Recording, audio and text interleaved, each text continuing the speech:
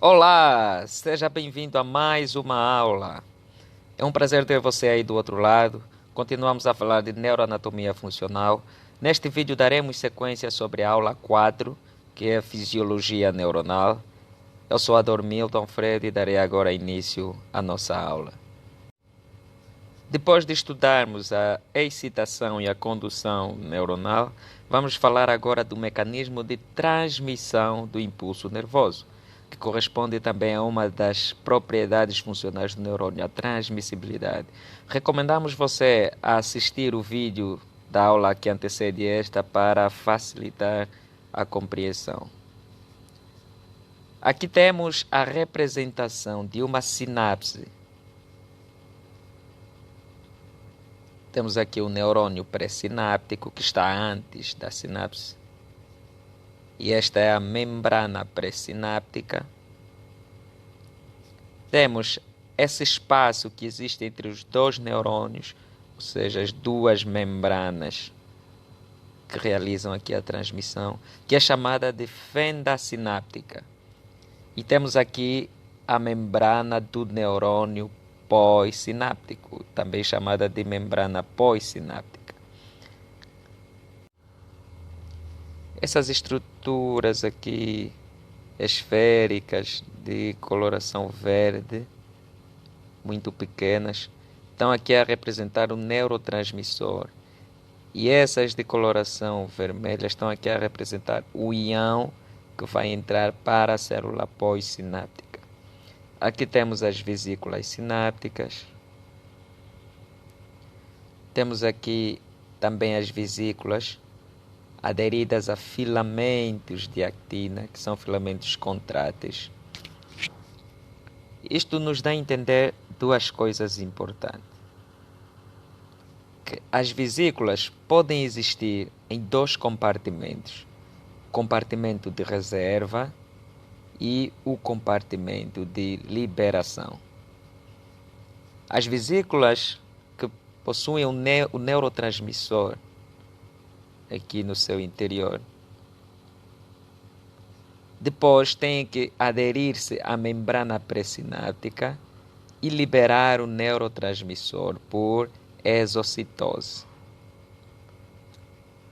As vesículas que realizam esta ação são as vesículas aqui do compartimento de liberação, porque as outras ainda permanecem aqui aderidas aos filamentos de actina e também aderidas uma a outras.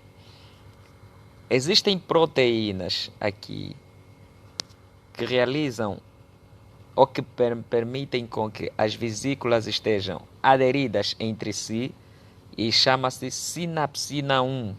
A sinapsina 1 permite a adesão entre as diferentes vesículas. Já a sinapsina 2, também chamada de RAB3A, permite a ancoragem, ou seja, a ligação entre vesículas e filamentos de actina, que estamos a observar aqui. Agora vamos estudar o processo pelo qual o neurotransmissor é liberado aqui na fenda sináptica e como ele exerce a sua ação na membrana pós-sináptica. Antes disso, precisamos lembrar que na aula de histologia nós estudamos os tipos de sinapse e vimos que existia a sinapse química e a sinapse elétrica. Na sinapse elétrica, também identificamos a membrana do neurônio pré-sináptico e a membrana do neurônio pós-sináptico.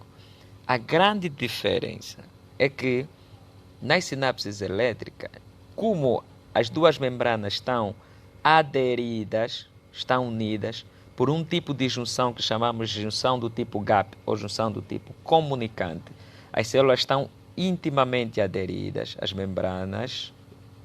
Então, o contacto entre uma membrana e outra facilita a excitação dos neurônios. Por isso é que o impulso é transmitido diretamente de uma célula para a outra. E, nesse caso, a fenda sináptica é muito menor em relação nas sinapses químicas. Além disso, nas junções comunicantes existe a possibilidade, existem poros que permitem passagem de substâncias de uma célula para a outra. E essa passagem é direta. E aí haverá a transferência de íons de uma célula para outra. Isso também vai contribuir para facilitar a transferência direta do impulso de uma célula para a outra. E também no organismo existem poucas sinapses elétricas. Podemos encontrar na retina, no tronco encefálico, no córtex cerebral, mas a maioria das sinapses existentes no organismo são as sinapses químicas. E dessas, nós ainda dissemos que, de acordo com a interação do neurotransmissor com o receptor, elas podem ser ionotrópicas e metabotrópicas. As sinapses são ionotrópicas quando o neurotransmissor age sobre um receptor que, ao mesmo tempo, é um canal iônico e, quando ativado, abre-se, permitindo a entrada de um íon para a célula pós-sináptica. E dissemos que se este íon for o sódio, então a sinapse será excitatória. E se esse íon for o cloro, a sinapse será inibitória. Aqui podemos também destacar dois conceitos importantes, que é chamado potencial pós-sináptico. É o evento que acontece após a transmissão sináptica. Se depois da transmissão sináptica a célula pós-sináptica for excitada, então o potencial pós-sináptico é de excitação. Então podemos chamar potencial pós-sináptico excitatório. E se depois da transmissão sináptica a célula pós-sináptica for inibida, então chamamos a isso potencial pós-sináptico inibitório.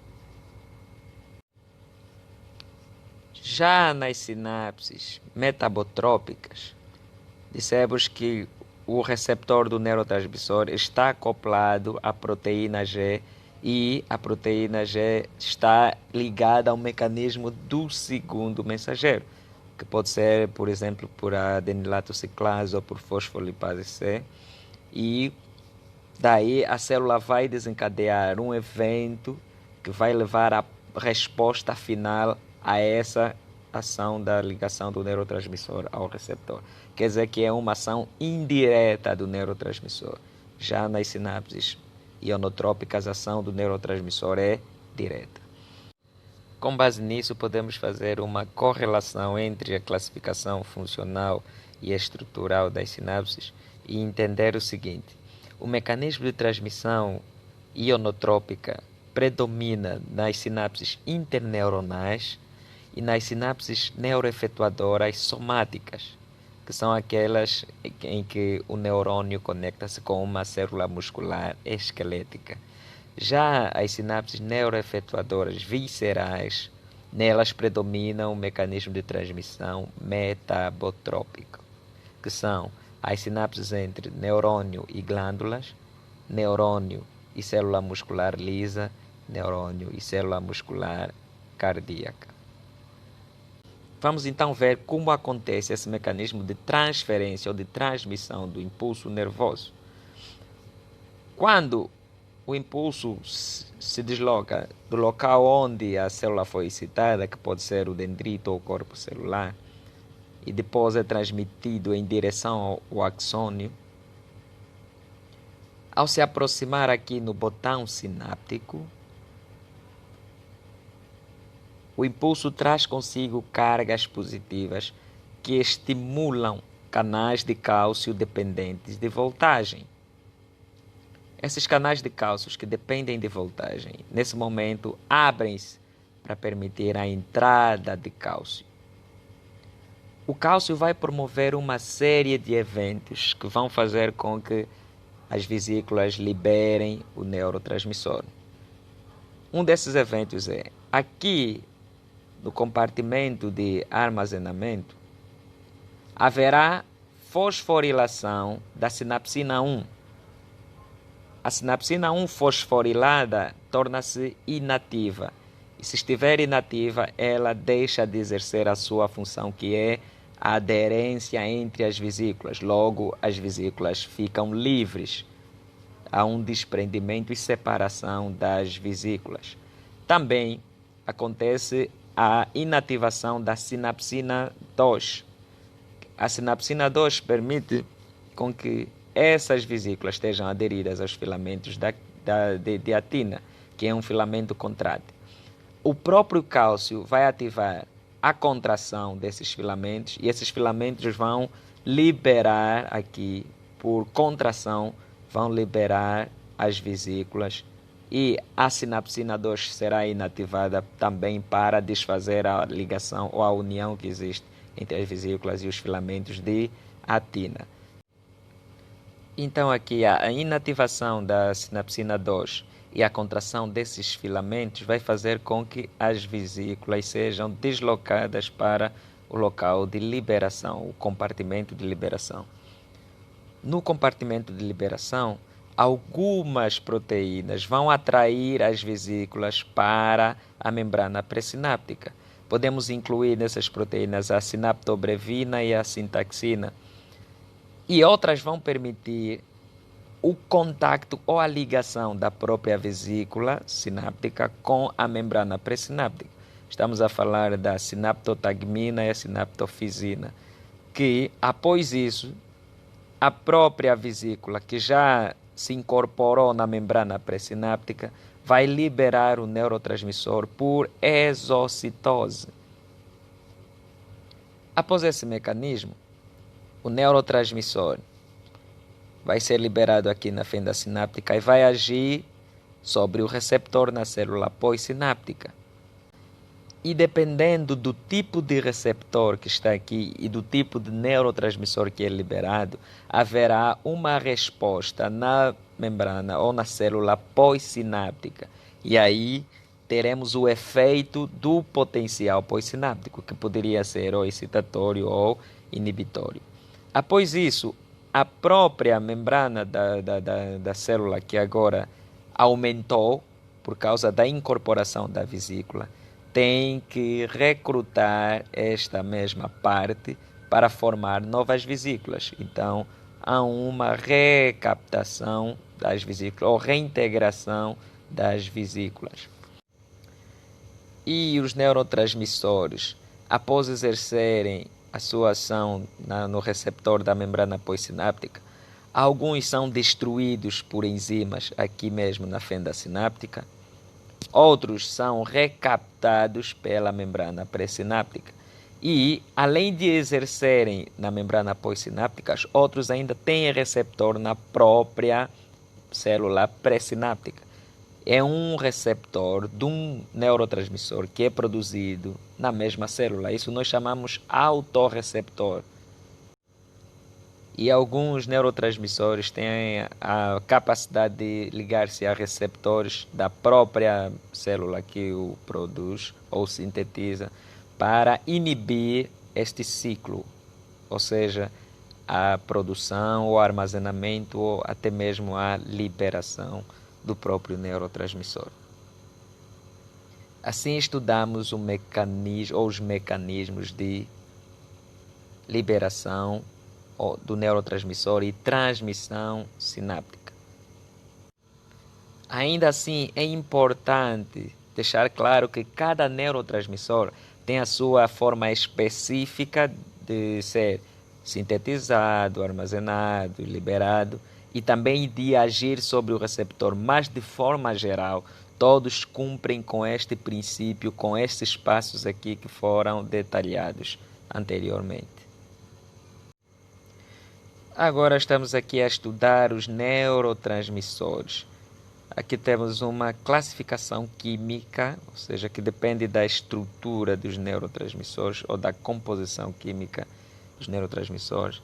E podemos dividi-los assim em peptídeos, aminas biogênicas, aminoácidos e outros. Dentro das aminas biogênicas encontramos as colinas e as monoaminas. Nas colinas encontramos principalmente a acetilcolina, é um neurotransmissor principalmente do sistema nervoso autônomo.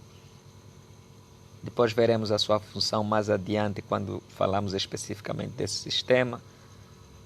Nas monoaminas encontramos a histamina, as catecolaminas e a serotonina.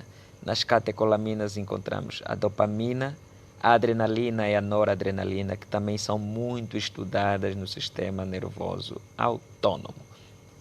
A acetilcolina tem muito a ver com o sistema parasimpático e aqui as catecolaminas têm muito a ver com o sistema simpático, principalmente a adrenalina e noradrenalina. Aqui temos uma outra classificação muito importante, porque é uma classificação funcional, que nos dá a entender o que é que faz o neurotransmissor. Temos aqui os neurotransmissores inibitórios, encontramos principalmente a glicina e o ácido gama-aminobutírico, que é habitualmente chamado de GABA. Já os neurotransmissores excitatórios, temos aqui a acetilcolina, norepinefrina ou noradrenalina, que é a mesma coisa, o glutamato e o ATP. E aqui podemos entender o ciclo do neurotransmissor. O neurotransmissor é sintetizado aqui no corpo celular, no citoplasma, que é chamado de pericário, o citoplasma do corpo celular do neurônio. Haverá aqui a síntese do neurotransmissor e o armazenamento em vesículas. E essas vesículas começam agora aqui no compartimento de armazenamento a nível do axônio, vão ser transportadas para o terminal sináptico. E esse transporte depende de proteínas que são chamadas de cinesinas, estas que estão aqui, que transportam as vesículas sinápticas para o local de liberação. Depois da ação do neurotransmissor, a recaptação das vesículas, essas vesículas são vazias, que agora estão a ser levadas de volta para o pericário, através de outras proteínas, que são as dineínas, que trazem aqui as vesículas vazias. Então podemos assim entender a diferença das duas proteínas que transportam as vesículas sinápticas. Embora tenham a mesma função, que é de transporte, mas elas exercem essas funções de forma diferente. E já conseguimos perceber aqui a principal diferença entre as duas. Muito obrigado. Chegamos assim ao final de mais uma aula. Esperamos que essa aula ajude você. E se você é novo, convidamos a se inscrever no nosso canal e a partilhar esse vídeo com mais pessoas. E não deixa de pôr um like se gostou da aula. E esperamos você na próxima aula. Mais do que ciência, anatomia é arte.